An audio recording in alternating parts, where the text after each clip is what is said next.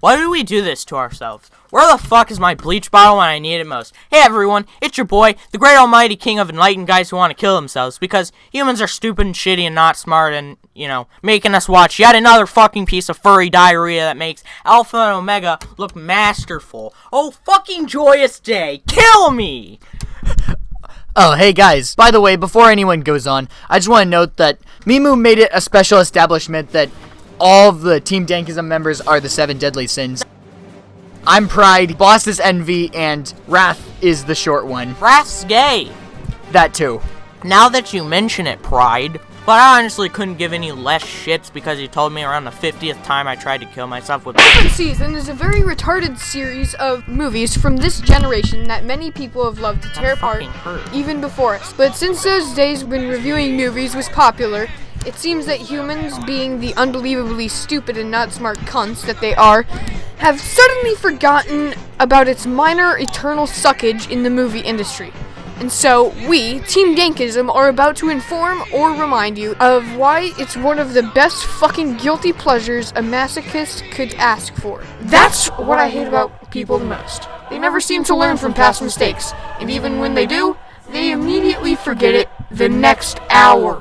Which is why we exist, purge humanity of its ignorance, once and for us. That's why Germany lost 2 world wars. Just saying. Purge humanity! Yay! Holocaust 2.0! I need some fucking weed. Like now. Anyway. Open season. Finally. Jesus. Within the first few minutes of the film, we see some very stupid mistakes right away. That Martin Lawrence is playing a grizzly bear as the main character of this ass crap. Also the fact that this is the 3rd furry faggot movie we've watched now, but rather because why the hell is his owner driving on the left lane? Only humans would be so dumb as to do something like that. Step back, I think I'm gonna vomit! The main character is a domesticated grizzly bear named Boog. What the fuck is the name Boog? Let that spell out how the rest of the movie just plays. Boo! Okay, anyways, this bear named Boog, who lives for this redhead woman's delight of putting dangerous predators on unicycles and humiliating them in front of the 15 people unfortunate to pay for this torture, which is the entirety of the town. Also, I'm pretty sure she probably gets his red That is, until one day, he sees a live deer tied to the hood of a redneck virgin's truck, who it turns out is played by Ashton Kutcher. And while you're cringing over just how borderline nasty the animation looks, Boog's dumbass human-like senses force him to make easily the biggest mistake of his whole life. He frees the fucking deer from being skinned alive by a redneck. So he goes against his natural instinct of killing it and eating it? That's even worse. It's like fucking humans. You just have to forsake one little instinct, and then you get an entire movie about it. About how shitty your life becomes. I know, right? I mean, we seem to make a habit out of picking some of the worst furry fuckboy movies with mentally damaged protagonists, needlessly reeled in celebrity voices, and cunt-worthy animation. Wait, all 3 of them? No, I wouldn't say Dougal's animation was that bad, right? Oh god, never mind, it does look hideous. That night, Boog becomes woke when he... No, you may stop right there, mister, because 1, nobody ever takes the fucking red pills, and 2, even if he was truly woke, why doesn't he look like a feminist, and why doesn't he just send the fucking deer back to hell? Oh my dank lord. Boss, I thought it told you what it was, oh my god. But I swear I told you that there's no point in worshipping a dead god! Since when did you say that, assface? Right now, cunt nugget, God is dead! Headphone users, sorry for envy.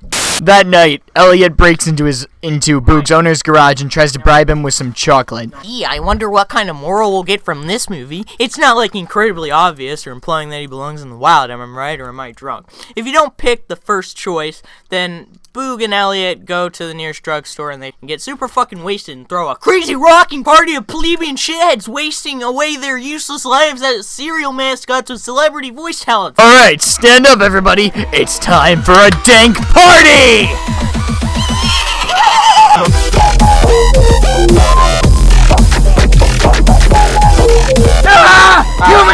Humans suck! Oh, yeah. And I'm probably enjoying this the best because I'm the best! Fuck you! No! Fuck you! Okay! Oh god, no, I wasn't serious! Married women, how hard? So after not really getting punished for his misbehavior, Fatso's show gets sabotaged the next day when Horny Henderson decides to crash in and get them both shot and killed. Oh my dank lord, yes! We're free! We're saved! No more watching this piece of unholy ass!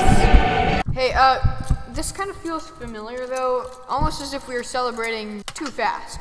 Only to realize that we're only, like, less than a quarter of the way through the movie. Where's home? It's gone. Someone stole it. This really sucks, it doesn't have enough balls in it! That's not the end! Sorry to be the bearer of bad news. Buzz.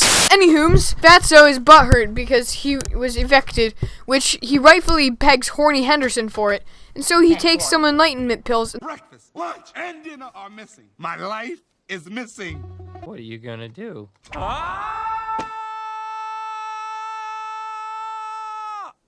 God damn it, why can't our suffering just end already? Stop teasing us! Plus, when do we get to see the squirrel with the nuts? Fatso's attempt to escape his natural habitat goes sideways when he keeps either running into either Duck Dynasty's Most Wanted or an army of Scottish squirrels that almost smother him to death with their massive, hairy nuts. Look, he's a nutcracker too. Ha! Bring out the balls, boy. Hey, I like them balls. Shut up, you fucking assholes! Eventually, Horny Henderson decides to lie to Fatso about knowing his way back, with the hopes that he'll forget about how autistic he is and want him as a friend. So they continue to walk around in the same directions he's been going this whole time along the way, meeting more racially insensitive animal friends, like 2 ducks, 2 skunks, a clan of beavers, a blue porcupine, and a deer guild, whose leader is played by the legend himself, Patrick Warburton. Who's Patrick Warburton? This guy, because I'm the only one enlightened enough to know. These are winter boots. Oh yeah! Who is he again? Shh, I have no clue. Warburton calls our unfunny comic relief sidekick gay for a little bit until he starts bullying Fatso for being a constipated slut face, all which are true. That night, only now does Fatso care about the apparent friendship between him and Horny Henderson before he decides to sleep. They're friends with benefits. This scene is going to be proven pointless when the unstoppable second conflict kicks him in his non-existent nuts, which I finally got right this time. Do me a favor, will you? This is gonna sound silly, but, will you, No! God, please, no! will you sing me that, teddy bear picnic song? Absolutely. Oh, thank Mimu. He didn't ask to tuck him in or fuck him in. Trust me, boss, we're all happy about that. After circling themselves again and again and getting fucked by the other wildlife again, Fatso finally starts to realize that he never should have trusted the autistic pleb in the first place, only after his royal unskinniness, more like unroyal unskinniness, destroys the beaver dam.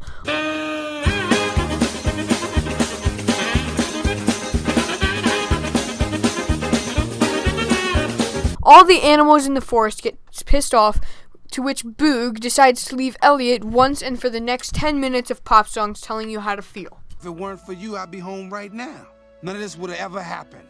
You said you knew the way back, but you lied. I'll let you tuck me in for nothing, you good-for-nothing autistic dear! I thought if you hung out with me, then maybe you would like me. Oh. Kill you.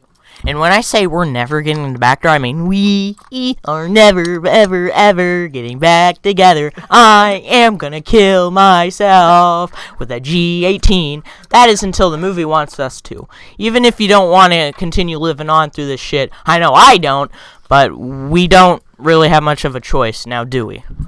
If you want to die so much, then why haven't you killed yourself already? I did, but then Mimi was like, don't do it. And then he sang me the most beautiful song in the world, which made me realize, holy cancer, you're right, my lord. What the hell was I thinking? So I was brought back again to review movies with Team Dankism. My own personal hell.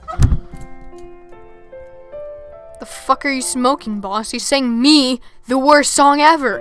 So then Fatso finds his owner's home and lets out his anal fats, and then he's all happy, and the movie ends, except not really, because he's actually inside the redneck virgin's house with a whole lot of creepy dolls. Fucking redneck furry fags.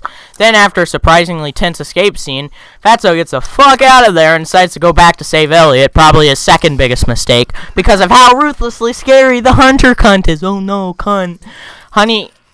Horny Henderson is now self-aware, but only for like 30 seconds before becoming the stupid autistic friend again. Soon enough, Boog also tells the other animals to man up against the hunters, or if they're women, then go trans male and then man up against the revolutionary rednecks in their showdown and win. That's basically the rest of the movie from this point on. Boss, do you think it's actually bad to say that it's shockingly entertaining to watch now? Hell yes, damn, I wish I could stop calling people plebs or cunts, but before it gets old. But then they get the assistance of a German wiener dog named Mr. Weenie. Haha, so funny, kill yourself. And they fuck over the hunters' well-paid trucks with their bonsai bill power. Oh yeah, don't mess with the Boog stuff. But the big bad virgin guy is not gonna die without, of course, a final battle with our hero. So they have their dumbass battle, which ultimately ends with Horny Henderson killing himself to save Fatso.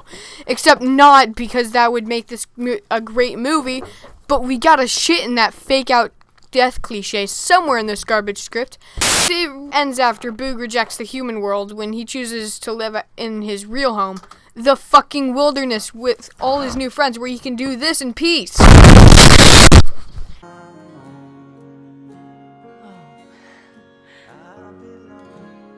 You are home. Sorry, audience, we'd let you feel for this scene on your own instead of forcing the emotions with another pop song. But then again, you are human after all. You're so stupid, you don't even know what feelings to feel in a moment like this. This is why we will now end with a rapid fire! Oh, thank me, Moo, it's over. Now where's my fucking bleach bottle? Alright, conclusion time. Parts like that rabbit fight ending spell out exactly what we like about this movie. And parts like the previous scene with the forced feelings and fake out death spell out everything else this movie gave us. You don't always gain the positive aspects of life, sadly, but when you have the right outlook, you can lose the negative side. That's false! I can't believe that I actually liked this movie when I was a human, but Open Season is definitely one of the stupidest movies we've ever seen on our enlightened lives as dank toes. But it sure does make us laugh, just like the name of our species. So we'll leave it at that. Good. And also, I think ending the film with sacrificing the most expendable creatures in the whole Open Season franchise, yes, there's more than one movie.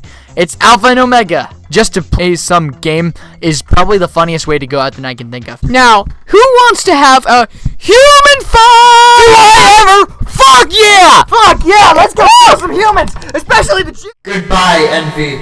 Even though Pride will take your seat as the leader of Team Dankism now, we will always remember you.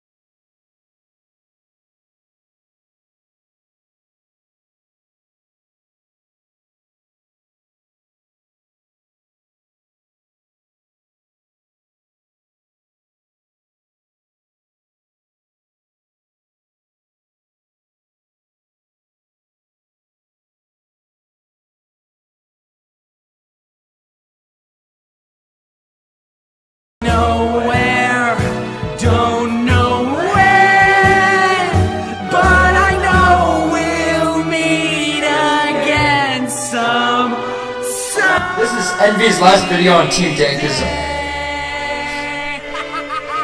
Please subscribe. Please give us more support and remorse. And also money, but more importantly, money.